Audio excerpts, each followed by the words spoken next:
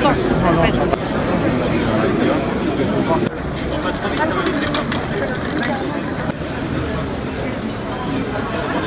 qui est important, c'est de voir que les gens sont mobilisés, notamment les poids de vin.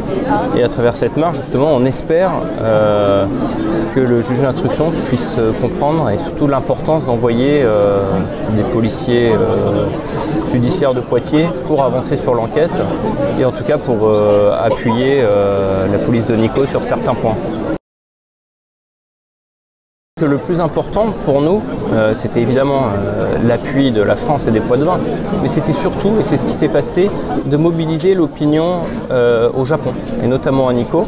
Donc c'est ce qu'on a fait pour le mois d'août. Et les gens d'ailleurs au Japon sont très investis et nous ont beaucoup aidés. Et deuxièmement, c'est aussi cette marche, c'est pour montrer qu'on a envie que les choses avancent.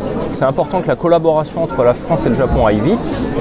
Et donc voilà, que les échanges ne traînent plus.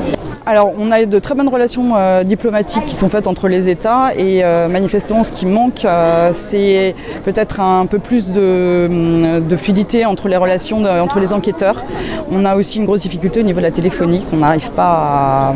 On est dans une impasse actuellement, puisque la téléphonie, il y a deux opérateurs qui sont concernés, un français et un japonais, Free et SoftBank, et entre les deux opérateurs, on a de grosses difficultés qui se contredisent en fait dans les données, ils ne prennent pas contact entre eux et ne donnent pas les informations aux enquêteurs qui sont nécessaires. Donc SoftBank est interrogé par la police japonaise qui renvoie sur Free et Free renvoie sur SoftBank.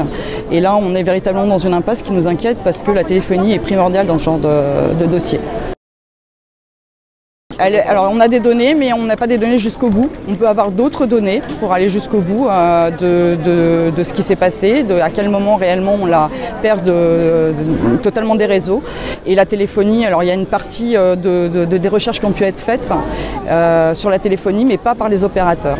Parce que Free est en roaming, il est pris par un autre opérateur sur place qui est SoftBank. Donc est censé donner les données de géolocalisation, ce qui nous semble assez basique en France, et que SoftBank apparemment réclame des données qui seraient détenues par Free pour pouvoir faire les recherches. Après c'est un aspect technique qui est très compliqué. Je crois que même pour la police judiciaire c'est un petit peu compliqué parce qu'on n'est pas habitué à ce genre de réponse. Et actuellement effectivement on est dans cette impasse. Et si on doit attendre le retour de la commission rogatoire où la police japonaise va officiellement poser la question alors que nous on a déjà la question, le retour de SoftBank, on risque de patiner comme ça pendant des semaines voire des mois.